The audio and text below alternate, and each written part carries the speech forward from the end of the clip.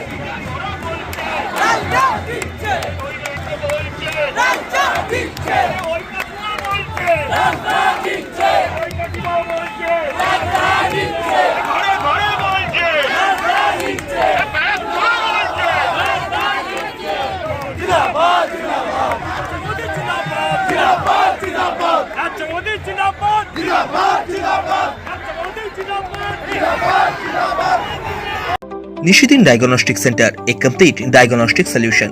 আমাদের ঠিকানা 144/1 central road, Anandapuri, Barrackpore, Kolkata 122। আমাদের যোগাযোগ 9875338719।